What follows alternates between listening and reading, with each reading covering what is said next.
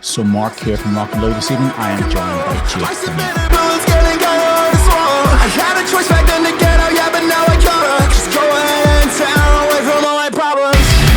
So ask me again how I broke myself. Just then wasted, it's no one else.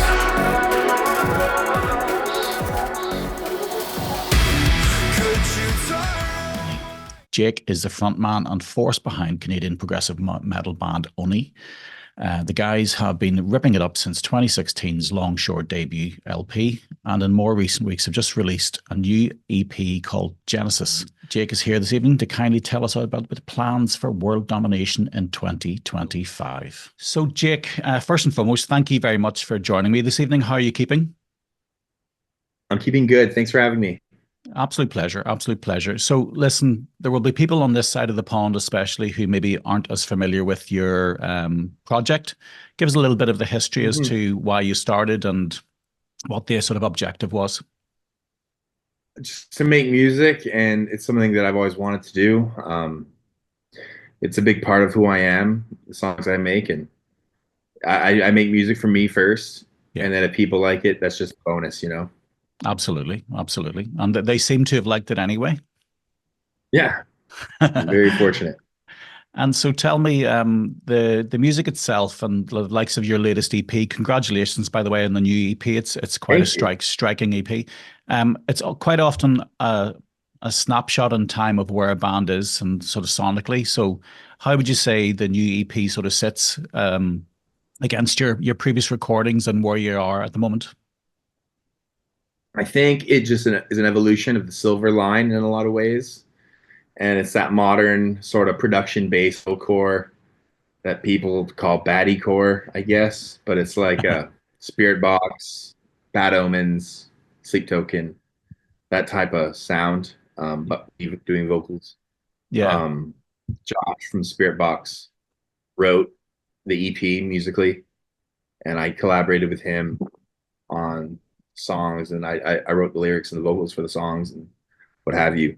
And I think it's great. It's my best work yet, in my opinion, as someone that loves making music. It's nice when you like the music you make, so I'm very proud of it and excited to make some more.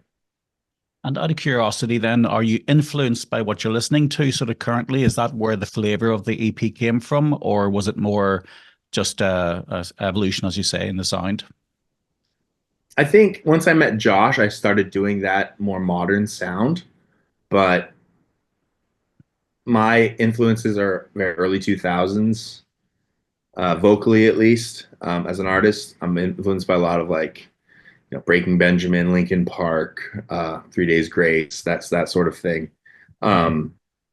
Just from a vocals perspective, singing, and we applied that sort of singing to more modern, I guess, music. That's kind of the formula that we decided to go with, intentionally or just by accident. That's what we made, I guess. To answer your question. Yeah, and so you're talking about the creative process then, you worked with Josh on this one. So musically then, did he lead you sort of more on this, and you just sort of added your own flavors to it? Yeah, for sure. He wrote all the songs, and he wrote them with my voice in mind, but it's not our first rodeo together. We did my last album together that was a success by my standards, and it was one of those things that I trust him so much. I love everything he does. Every song he writes, I'm honored to sing on it. He's a great singer himself. Over the years of working with Spiritbox and As I Lay Dying and stuff, so I'm a big fan of his work, and it's just so cool to consider him a friend and now, partner in writing music. It's really awesome. Yeah, and it's a big decision, obviously, deciding who you do work with in these projects, because obviously it has such a massive influence on the direction they go. So it must have been an easy decision then for you to work with Josh? Yeah, I mean, we did an album together for a band called Alpha Mega. At the time, I had a record label, and they were the only band signed to it apart from Oni at the time. and we recorded that album. Me, Josh, and John Berkland sort of all produced it, and we all clicked, like, and Josh especially, me and him especially clicked. John as well. I've worked with John without Josh before too. But me and Josh really clicked, and we decided to work on Oni stuff together. And he heard my sound, and he was like, "It sounds like a modern Stone Sour," is what he told me. And it's just been a pleasure, man. It's been such a no-brainer and complete sort of like fate chapter to even meet him in the first place, let alone write songs with him. You when you're talking about like a lot to pick from in terms of writing your music, and it's a big decision. It was a no-brainer for me, man. Once I heard the stuff he was writing, I was like, that sounds sick. Immediately liked it, and I'm the lucky one, I feel, working with him, for sure. Yeah. And not to sound short or anything, but I think he's one of the best at writing modern metal or rock or whatever. Yeah, well, the success speaks for itself, really. The popularity and the fan base that he brings along with him. It's huge. So for the likes of your creative process and the sort of production, etc. So do you guys sit down and sort of map out the direction of how the EP was going to go? Yeah. So that's the part we tend to butt heads on. I like to wing it and kind of go in the booth and just sing shit. Yeah. And he's like, nah, we have to like make sure it's good, because I am good at doing that, but it's not always a grand slam, if you know what I mean. So we'll like hum it on the phone, like a melody first. And then after we have the melody down, we'll like put clever lyrics that sort of match the melody. And then we do that together. And then I go record it, and with like proper takes and stuff, and that's what the song ends up being. Yeah, and do you do a lot of stuff at home first before bringing it to Alexa, Josh? No. I have a studio, so we just go to the studio and fresh ears, fresh ideas. Sometimes I'll do things by myself, but very rarely do I do things premeditated like that. I like to be in the moment, hear Josh's new music, because he's so busy. He's on tour with Spiritbox all the time. So by the time we write, he has nothing prepared. So like the first few days, he'll be like, "Jake, don't come in here. Let me write a song," Yeah. And then once it's done and he'll show me, then he'll show me. And then I'll immediately have ideas, and we'll, like I said, record it on the phone or whatever I think about. And then we'll go track it and then give it to our friend Joe to mix. And then that's what you guys hear. Yeah. That's and the process. How long does that process tend to take for you guys? Like, how long would you spend working on something like that? From 20 minutes to 2 days. It really depends. Sometimes they write themselves, man, it's really easy. And sometimes they don't. And we struggle with, is this the right hook, whatever. And then the best feeling is when you just get it the first time and you're all high-fiving because you made a hit. Yeah. What about those ones that are challenging? How do you sort those ones out? Oh man, somebody's got to leave and come back later, or scrap them completely. But very rarely with Josh do we end up doing that. I think that something about the way he writes guitar riffs, I just want to sing on them. Like when I hear them, I'm like, yeah, that's what I'm going for as an artist. As someone who doesn't play instruments, it's nice to have that collaboration. He's a genius, man, honestly. Like, I can't speak highly enough of the guy. He's one of my best friends, and we have a good core group of mutual friends. Yeah. We don't agree on everything, but I look up to him like a big brother, Yeah. So this is how it goes. It must be fascinating, though, as you say, working with somebody of that caliber who's got the experience both from a live perspective and a studio perspective. They bring so much to the project. For sure. And I've told him before, dude, thank you for saving my career. And he's been like, dude, that's all you. And it's really both of us, doing it together. So it's awesome. And yeah, it's really cool having him in my corner. Great guy, man. I can't, like I said, speak, Yeah, it's fabulous. It is fabulous. And it must be, as I say, you just must be excited every day with a project like this and having the music that you're producing now to get out there and actually deliver to the public. Dude, when I write a new song, it's like I come home, I have a new toy Christmas Day. I just want to repeat it over and over and listen to it over and over and over and over until I get sick of it. And by the time I'm sick of it, it's new and you guys hear it. But um, it's just how it goes, man. I get so excited to listen to my music. Um, yeah, it's awesome. Josh shared this, but so I'm not like, speaking out of terms or whatever, but he came down recently and it was such a shame. We started writing a song. It sounded badass, almost like Throne or Alpha Wolf.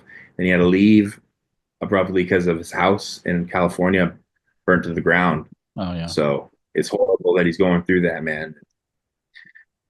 Yeah. I felt so helpless in that moment because it's like, what do you say to someone who just lost everything, who you love, like your friend, like the worst, man. So I know the sad thing is that the world does not stop, doesn't it? And you have no, it these. doesn't stop, man. Wow, it's so heavy, Yeah. so heavy, man. Yeah, and you've done a lot of collaborations over the last number of years with your various albums. You've worked with some really cool people. How did those collabs come about? Yeah. Out of curiosity. So Howard was a friend of mine now going on like 10 years. So that was very easy. Randy and Mark Morton, also in about 10 years from working with their producer, Josh Wilbur, on the Ironshore record and the Loathing Light record, and Mark on the Loathing Light record. So a lot of them I just know. And then some of the people like features that like I reached out to see if they'd be down, and they were, like Swayco and Little Aaron and stuff. And now I'm friends with Little Aaron. And yeah, so some of them are more organic, like Howard and Randy, and some of them I had to like be a fan first and then get them to feature. You know what I mean? Like Yeah. I looked for them or whatever. I made it happen. So yeah, it all depends on which one. But Yeah, I was looking at the videos earlier on, like for example, Aura with Howard. Such a massive production, a huge production. Must have been quite exciting to be yeah, it's involved cool. in something of that scale. Yeah, the music video is sick. I feel like that song has such an epic vibe. Yeah. It's just a banger. I love playing it live. Um, it's really fun to sing it with Howard live too. It's really And cool. what about the performance aspect in the video? Was that unusual to sort of have to turn on the cinematic side to your personality, or is that natural to No, you? pretty natural. Just going in there and rocking music video is pretty easy. It's tiring because they take a long time to make Yeah. music videos, and you won't sing the song because if you don't actually sing it in the music video, it won't look real. That makes sense. So you're Yeah. just like in the music video, just singing all day, and you're not really singing all day, like really. And then it's just tiring, and you're headbanging all day too because you want to look cool in the video. So you're just fucking whipping your hair around for like 5 hours, and by the time you get home, you're like, man, I headbanged a lot today. You're a broken man. I need to see the chiropractor or whatever. Like it's a lot. But no, dude, I'm grateful. It was an awesome experience, and I love doing music videos. Like they're really cool. The most recent one we released, I believe, was Realign. That isn't a lyric video. That's an actual music video, and that was just taken from the tour footage that our content man Stubbs collected over the tours, the last two tours with Crown the Empire and Pop Evil and Bad Wolves, and that was sick. That video turned out really cool, and you got to see like the live side of Oni a lot in that video. Yeah. Yeah. And your band's obviously, it's quite an interesting collection of guys as well. You must be thrilled to be working with such a talented group. Yeah, man, they're a bunch of funny dudes, man. They're hilarious to be on the road with, and we have a fucking blast. Uh, it's just we were joking last night. We were like, man, we should go on tour even if we don't have a gig. Just like follow a band around, just so we can be on the bus and like laughing and fucking with each other because we love that shit, man. We have such a good time. And have you toured in Europe or the UK at all? Years ago with the old iteration of the band, yes, but I haven't been there in like I don't know 7 or 8 years Yeah. on tour. But coming this summer, I'll be Okay. playing. I can't talk about it yet, but we'll be in Europe this summer, and I'm very excited to play the UK and Europe. I can't wait. That's cool. That's cool. I was going to ask what do you have ahead for 2025? Because obviously you've just dropped that EP. Well, how's the response been first and foremost? How do you find that? Best ever, bro. It's kicking so much ass. The EP is doing really well. The new single Erase is doing really well. And I can't wait to come to the UK. Yeah, I'm really stoked to go back there. I spent a lot of time there growing up too. I went to school there from like when I was like 12 through like university and stuff over there. So Okay. really excited to go back and see some friends and have a good time. Yeah. And It'd be great. out of curiosity, your choice for EP versus, say, releasing a full LP, Yeah. any reason for that? Or was it just more a case of, smaller snippets these days with the way people consume music? It really is, man. Like people don't have attention spans for full albums, and I want all my songs to be given their best shot, you know? And I feel like a smaller body of work, people will listen to it. It'll be more consumable than like 12 songs or whatever. Yeah. It's how it happened too. Like these songs were together, they're fresh. And I was like, fuck writing 5 more. Let's just release these and see what happens and write another 5 more later if that comes to it, you know? Yeah. And yeah, that's it. Well, that's I, great. I drip fed them. So I released one, I think it was Control first, and then all the way through to Erase, just releasing one at a time, and then dropped them all together with a bow around an EP. Done. And what's So, it I like for you having that first listen of the completed EP? Oh, dude, it's sick, man. It's been a long time coming, you know. So I'm really stoked on it. First listen, I'm like, this sounds sonically dope. The way I ordered the songs, and it's just, I'm really proud of it. You know, I put everything into making those songs. You know, like, so just stoked, man. Really impressed with what I achieved personally. Yeah, you should be. It's an absolutely killer collection of songs. So well done on that there. I really appreciate it. Yeah. Really appreciate that. Well, a pleasure. Look, I know you're short on time this evening, so I just want to say thanks again for taking the time to join us. We'll hopefully catch you in the UK over the summer then if you make it across the pond. You got it. Yeah, well, 100%.